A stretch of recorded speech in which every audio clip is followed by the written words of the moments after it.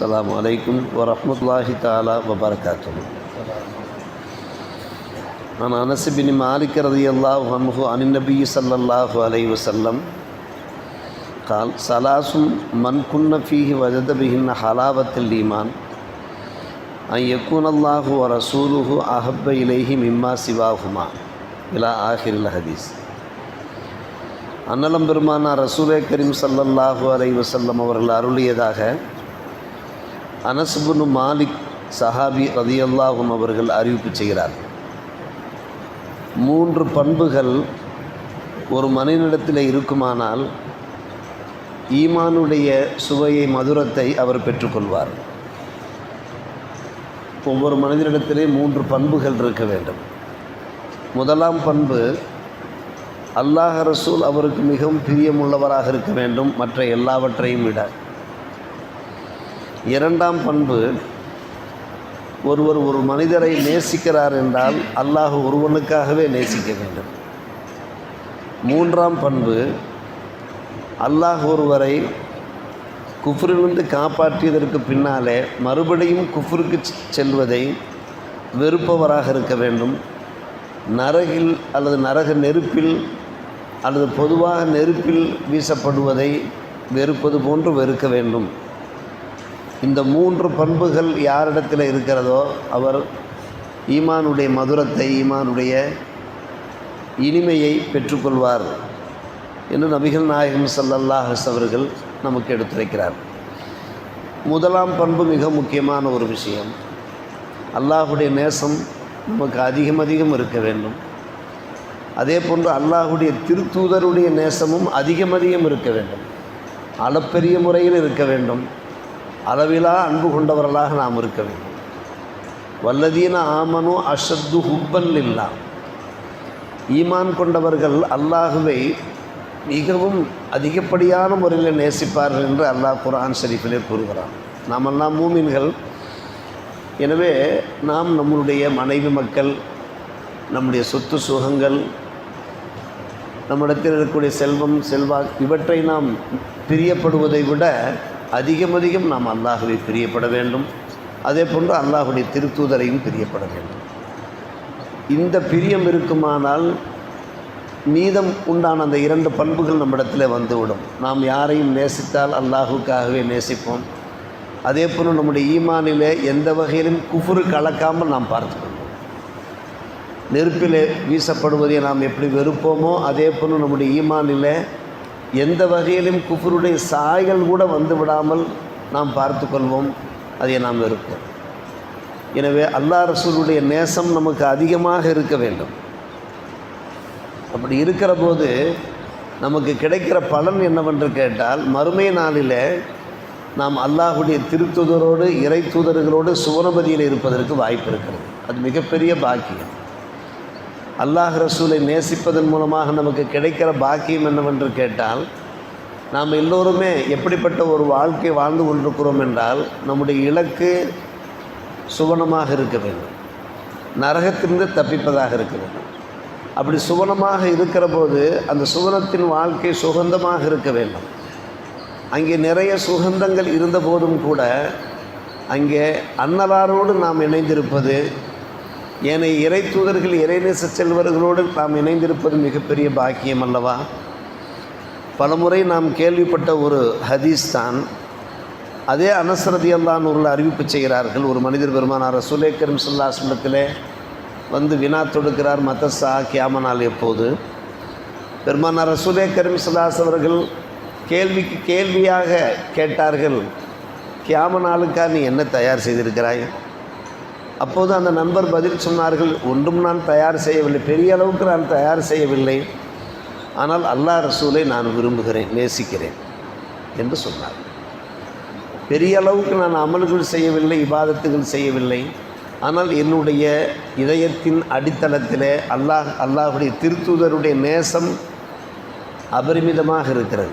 அப்படியா?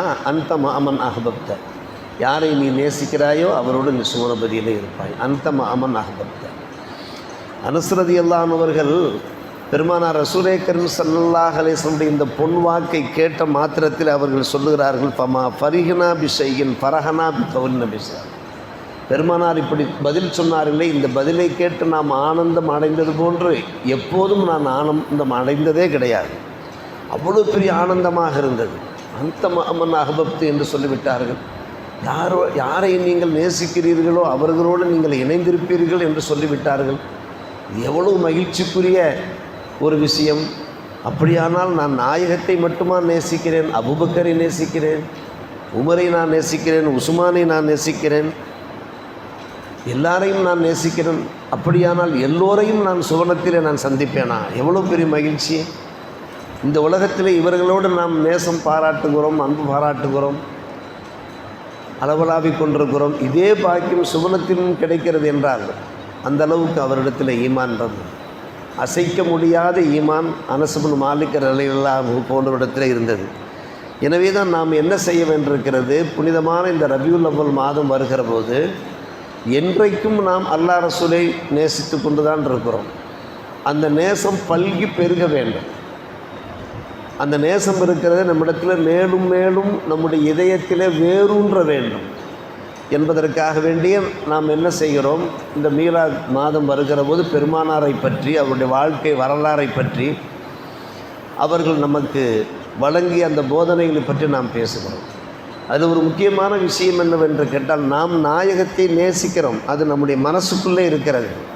அதை வெளிப்படுத்துவதும் ஒரு முக்கியமான ஒரு நபி வழியாக இருக்கிறது, சுன்னத்தான வழியாக இருக்கிறது. நாம் பலரை நாம் நேசிக்கின்றோமா? இல்லை. இந்த உலகத்திலே நாம் அவ்வப்போது நம்முடைய நேசத்தை வெளிப்படுத்துகிறோம். எனக்கு ஷம்சுல் ஹதரத் என்றால் எனக்கு அவ்வளவு பிரியம் என்று நாம் கூறுகிறோம். அந்த நேசத்தை நாம் வெளிப்படுத்துகிறோம்.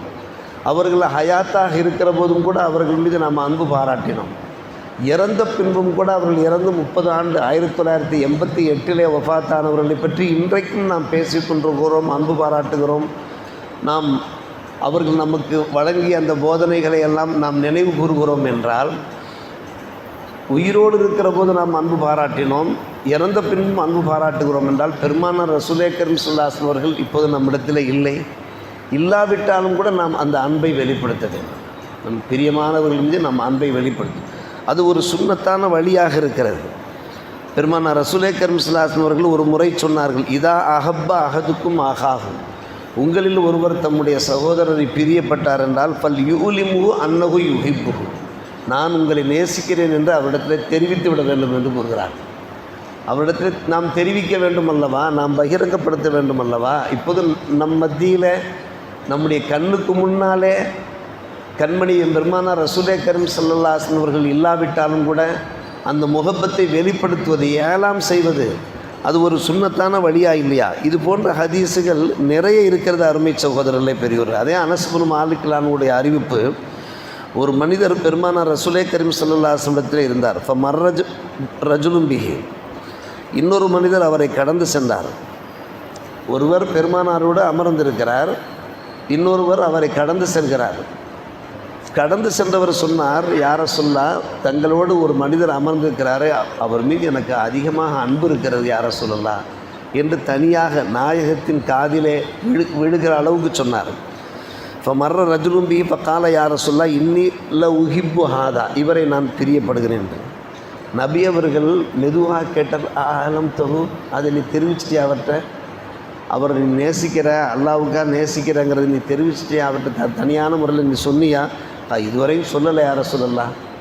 காரணம், அவருடைய பண்பாடுகள், அவருடைய குணாதிசயங்கள், அவருடைய அரும் குணங்கள், அவருடைய நடைமுறைகள், அவருடைய அணுகுமுறைகள் எல்லாம் எனக்கு ரொம்ப பிடிக்குது, அதனால் நான் நேசிக்கிறேன், மனசுக்குள்ளே நேசம் இருக்குது. அப்போ சொன்னாங்க, ஆலிமு அவரிடத்துல தெரிவிச்சது, அவரை நான் நேசிக்கிறேங்கிறது அவரிடத்துல நீ ஏலாம் பண்ணு தெரிவிச்சது. ஃபலஹிக்கும், அதற்கு பின்னால் அந்த நண்பரை தேடி போய் இன்னி உஹிப்புக்க ஃபில்லான்னு சொன்னார். நண்பரே நண்பரே, நான் அல்லாஹுக்கா உன்னை நான் நேசிக்கிறேன் என்று சொன்னபோது அந்த நண்பர் என்ன சொன்னார் தெரியுமா? பதில் சொன்னார் தெரியுமா? அஹப்பக்கல்லாஹுல்லதி அஹபப்த நிலவு, எந்த அல்லாஹுக்காக என்னை நீ நேசித்தாயோ, நன்கு கவனிக்க வேண்டும், எந்த அல்லாஹுக்காக என்னை நேசித்தாயோ அந்த அல்லாஹ் உன்னை நேசிப்பானா. இது எவ்வளோ பெரிய பாக்கியம்! நாம் நேசிக்கிறோம் என்று நாம் சொல்லுகிறோம், ஆனால் இன்னொருவர் நமக்காக வேண்டி இப்படி பிரார்த்திக்கிற போது அது எவ்வளோ பெரிய பாக்கியம் அல்லவா? அப்படியானால் நாம் பெருமானாரோடு கலந்திருக்க முடியவில்லை, நாம் ஒரு துர்பாக்கியசாலிகளாக ஆகிவிட்டோம். நாயகத்தின் காலத்திலே வாழ்ந்திருந்தோம் என்றால் அதைவிட ஒரு பெரிய நற்பாக்கியம் இருக்க முடியாது. சரி, அது போகட்டும். ஆனால் இப்போது நாம் வாழ்ந்து கொண்டிருக்கிறோமே, இப்போதாவது நாம் என்ன செய்ய வேண்டும்? நபிகள் நாயகம் ஸல்லல்லாஹு அலைஹி வஸல்லம் அவர்கள் மீது உள்ளான அந்த அன்பை நாம் வெளிப்படுத்த வேண்டும் அல்லவா? அது ஒரு மிகப்பெரிய பாக்கியம் அல்லவா? அப்போது அல்லாஹ்வுடைய அன்பு நமக்கு கிடைக்குமா கிடைக்காதா? இது போன்ற நல்ல விஷயங்களை நம்முடைய இதயத்தில் ஏந்தி வாழ்க்கையிலே கடைபிடிக்க முயற்சிப்போமாக. அல்லாஹ் ரப்புல் ஆலமீன் நல்லோர் புரிவானாக. வாஹிரு தாவானா அல்ஹம்துலில்லாஹி ரப்பில் ஆலமீன்.